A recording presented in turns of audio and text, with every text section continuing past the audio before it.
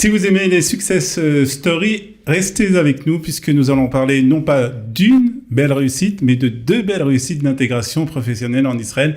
C'est dans le cadre de notre émission sur l'œuvre de l'emploi. Comment travailler en Israël? Où trouver une formation, des aides et des conseils? C'est au Hub de l'emploi. Et pour en parler, 2 jeunes Israéliens, puisque vous êtes Israéliens depuis pas beaucoup de temps, mais vous êtes 2 jeunes Olé Hadash, on va dire. On sait se défendre, ouais. C'est déjà ça. Réhouven, c'est toi. Raphaël et Loni. Exactement. Moi, c'est Raphaël. Bonjour Loni. Bonjour. Bonjour Raphaël. Merci d'être avec nous dans Studio Kalita pour parler justement de votre parcours. Ça va être très intéressant dans quelques instants. Et Réhouven, qui est directeur du département du placement d'entreprise à Kalita, qu'on connaît bien, donc de l'emploi de Kalita. Réhouven. Voilà. Donc pour parler de ces 2 jeunes qui sont avec nous, puisque vous êtes, on peut dire votre âge. Oui. Bah, vas-y. 26 ans. 26 ans, donc tout jeune surtout par rapport à moi. Réhouven, on va parler de leur parcours, on va parler avec eux de leur parcours, mais on va parler aussi du fait justement de ces formations qui permettent à des nouveaux migrants, des gens qui arrivent en Israël, de s'intégrer et d'avoir justement un métier en main. Voilà. En fait, depuis qu'on a ouvert le Hub de l'emploi, ça fait 2 ans, on s'occupe aussi du placement en entreprise directement pour un Olé qui cherche un emploi, mais aussi pour tout ce qui est orientation professionnelle et des gens qui veulent se former dans un domaine. On leur fait un bilan de compétences et on les oriente vers des formations.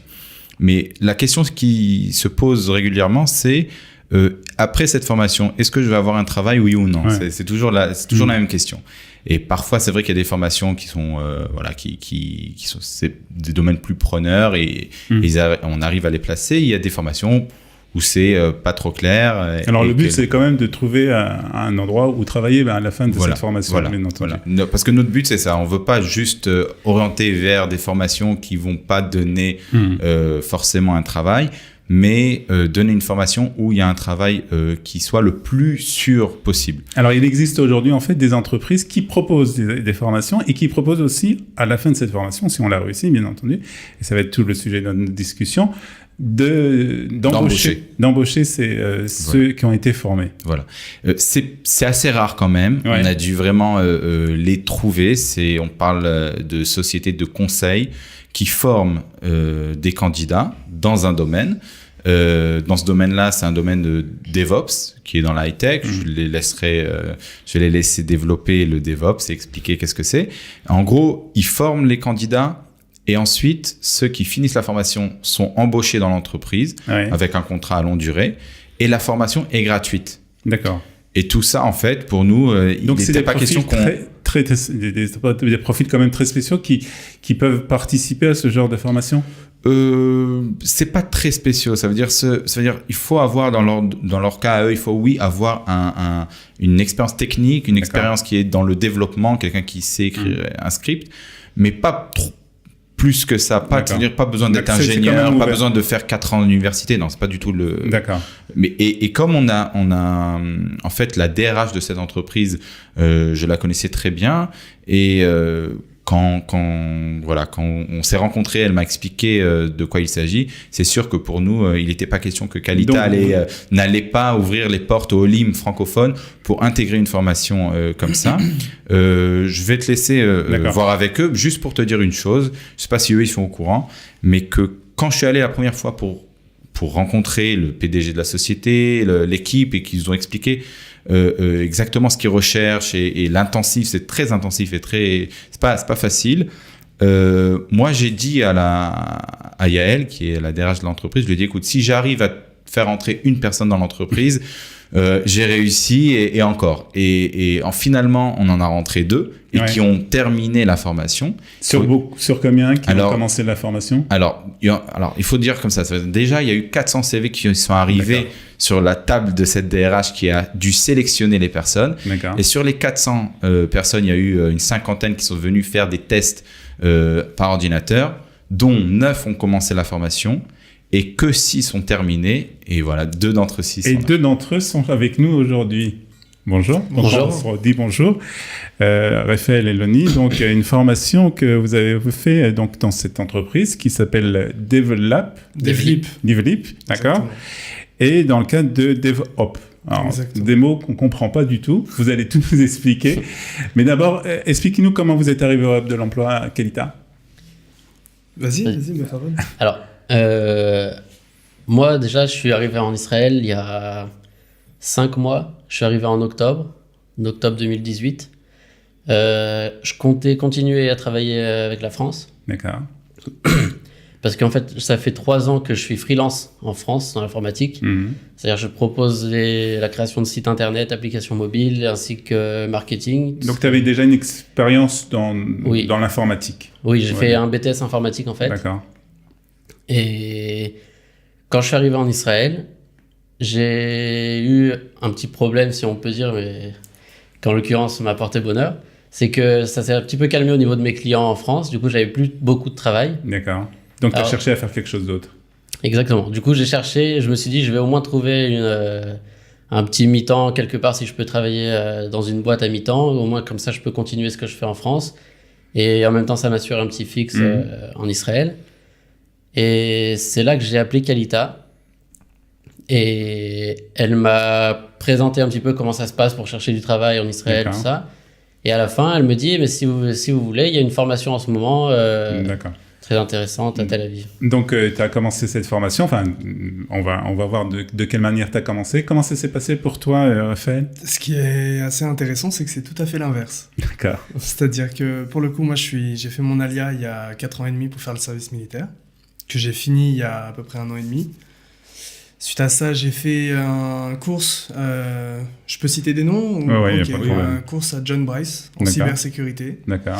Et j'ai continué avec un cours en full stack development sur le Mhm. web à la Web School Donc, Academy. toujours dans le cadre de l'informatique. Toujours dans le cadre de l'informatique. Cybersécurité. Exactement. Et je suis arrivé à un stade où je me suis dit, c'est soit je continue à apprendre et après on advienne que pourra, soit je me mets dans une formation qui va me donner un travail. D'accord. Et- Donc, en fait, toi, tu voulais vraiment une formation qui aboutisse à un travail à la fin. Exactement. C'est-à-dire D'accord. que quand on n'a pas en Israël comment dire, un diplôme d'ingénieur ou autre, Ouais. on a l'impression souvent que soit on n'a pas de nom, soit on n'a pas de vécu, soit on D'accord. peut rien apporter sur la table. Et j'ai cette connaissance donc d'enseignement américain qui est que si vous êtes bon, quel que soit votre cursus, on vous prend. Et mon père un jour m'a envoyé un message. Qualita, il cherche des gens. Et j'ai dit, ben pourquoi pas. Donc, vous rencontrez tous les deux Reuven, qui vous propose donc cette formation dans le domaine de DevOps. Mhm. Alors, est-ce que vous saviez de quoi il s'agissait quand Reuven vous a parlé de ça? Alors non, la vérité. Alors, nous non C'est plus, assez, on ne ouais. sait pas ce que c'est. Alors, vous allez nous expliquer de quoi il s'agit. Alors, j'explique. Bah, Mais c'est d'une simple. façon très simple. Très simple. DevOps, c'est en 2 mots développement et opération. Ça reprend en fait toute la conjoncture des systèmes informatiques qui sont connus à l'heure actuelle. Et ça nous permet en fait de travailler sur l'optimisation et l'automatisation de tous les processus à grande échelle. D'accord. Donc, c'est quelque chose de très technique, très pointu. Très technique. Très pointu Ouais, aussi. ouais. Et donc, on vous propose cette formation. Alors, comment ça se passe après le processus? Vous rencontrez une responsable, je suppose, de la formation au sein de l'entreprise. Comment ça se passe? Alors en fait, au début, on est convoqué pour passer un examen qui était censé durer 4 heures, qui pour moi a duré 6 heures. En hébreu, tout ça. Ouais. Et quel est- Hébreu-anglais. C'est-à-dire D'accord. que- Ça veut dire que on parle en anglais, en hébreu, mais les contenus, les cours, les examens, tout ça, c'est tout en anglais. Ah, d'accord. Mhm. Et Toute la formation est en anglais? non, enfin, pareil, on parle toujours en hébreu. Les cours sont en hébreu, même à l'oral. C'est-à-dire, D'accord. quand on a des conférences, tout ça, c'est en hébreu. D'accord.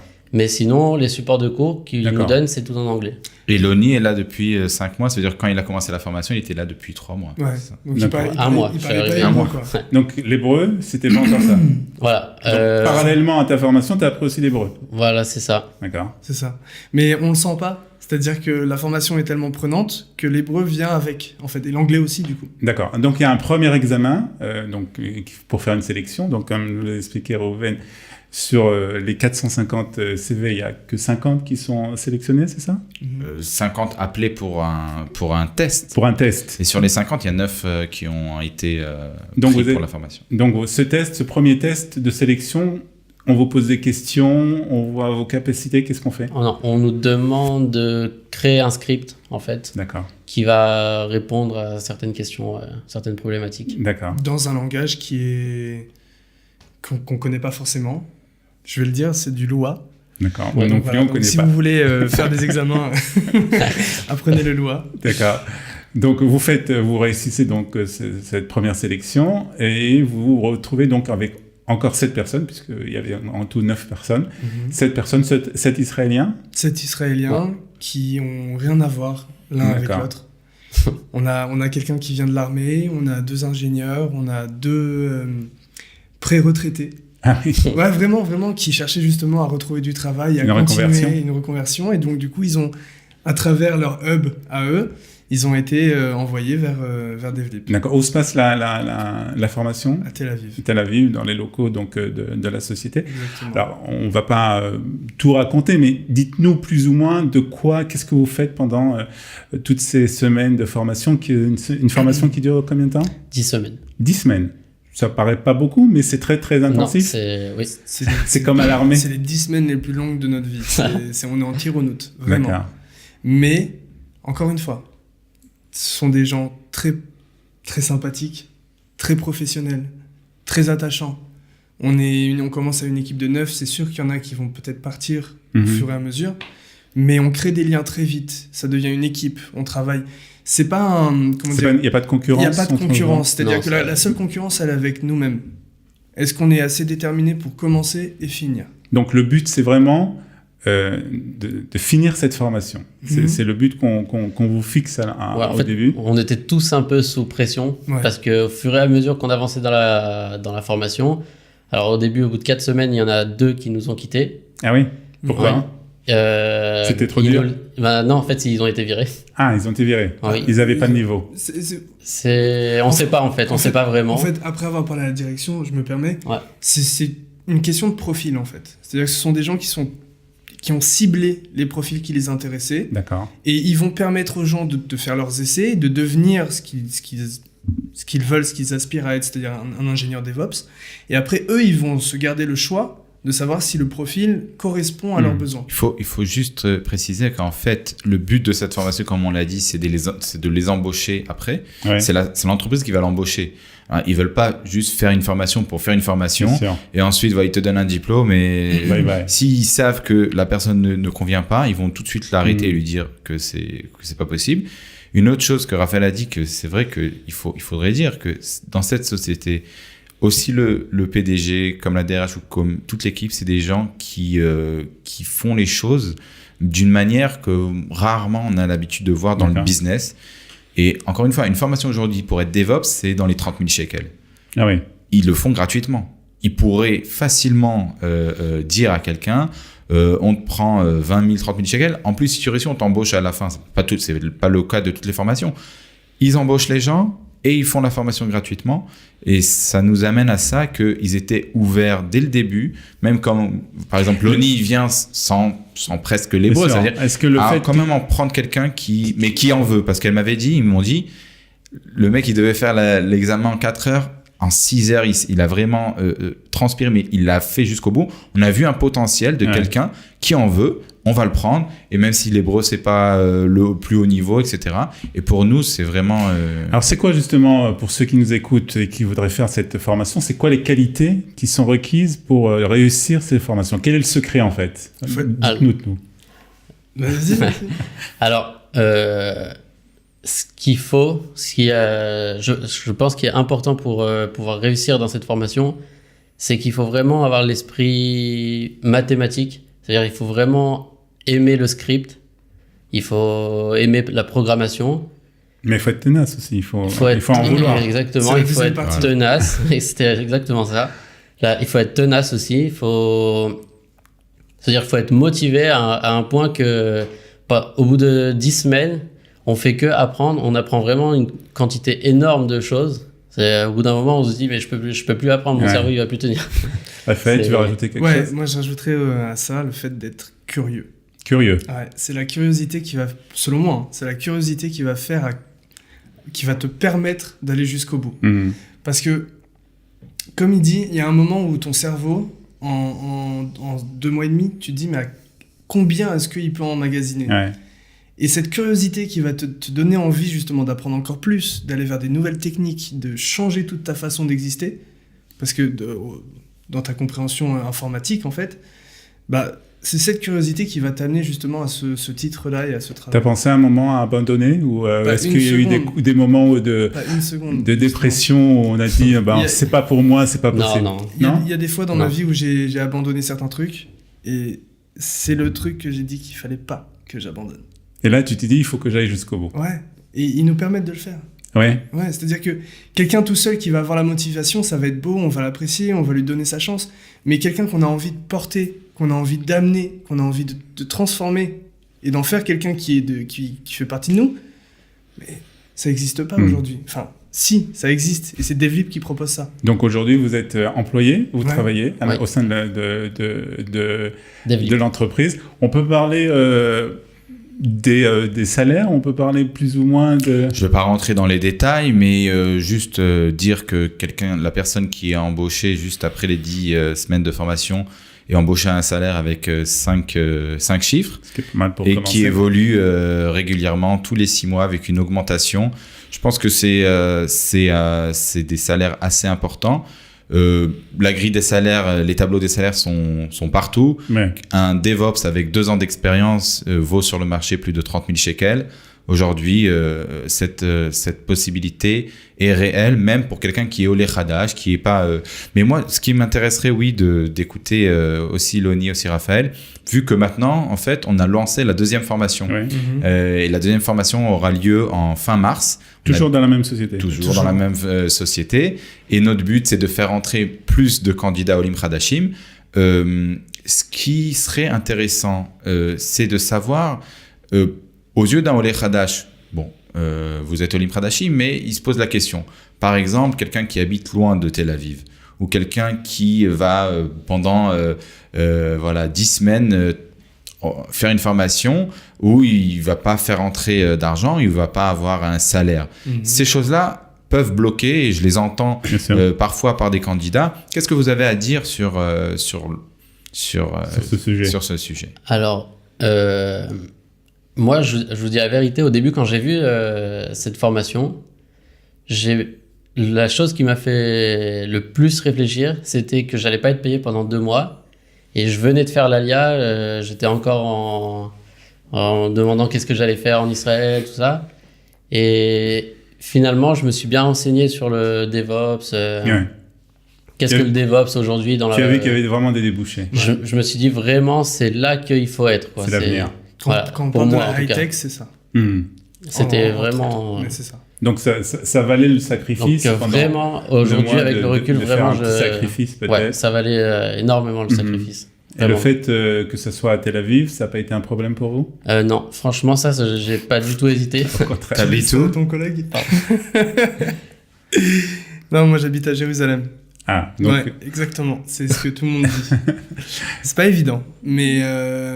c'est réalisable. C'est faisable. Les transports en commun, ils vont vite, ils sont assez agréables. Maintenant, j'ai eu la chance aussi, ça rejoint la question financière, que la Rakevet, elle était gratuite. Le train, ouais. Le train était gratuit.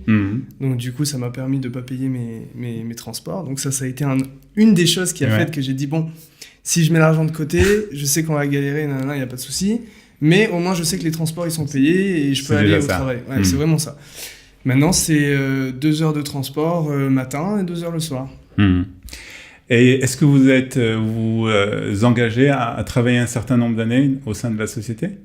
Il y a un engagement qui est oral de 2 ans. D'accord. Et il y a un engagement papier d'1 an. Et en fait, après cette année, si... tout s'est bien passé, on reconditionne le contrat soit sur une évolution de statut, soit tout simplement sur un prolongement effectif du contrat. Et il y a des possibilités, on va dire, de monter en grade dans cette société. Tous les jours. Ce qui est magnifique, en fait, c'est que je vais lancer un mot, c'est le turnover.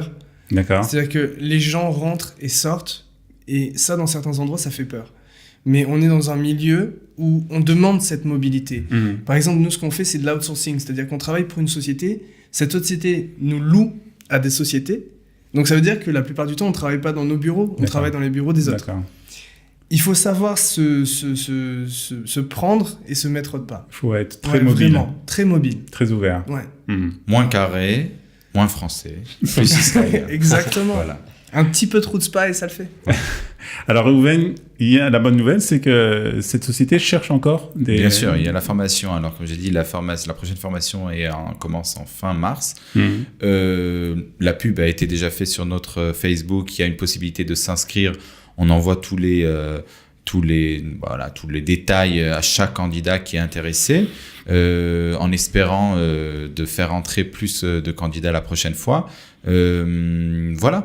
Et sur le post de cette vidéo, on mettra le lien dans les commentaires pour justement s'inscrire. En tout cas, on va vous féliciter d'abord. Hein, Merci. C'est un parcours assez impressionnant quand même. C'est que le début. C'est que le début, c'est très bien.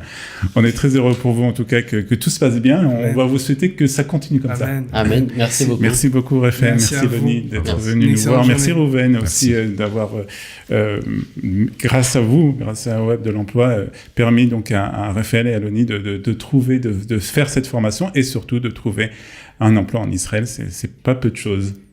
Merci beaucoup. Merci, à bientôt sur Studio Kelita. Bye bye.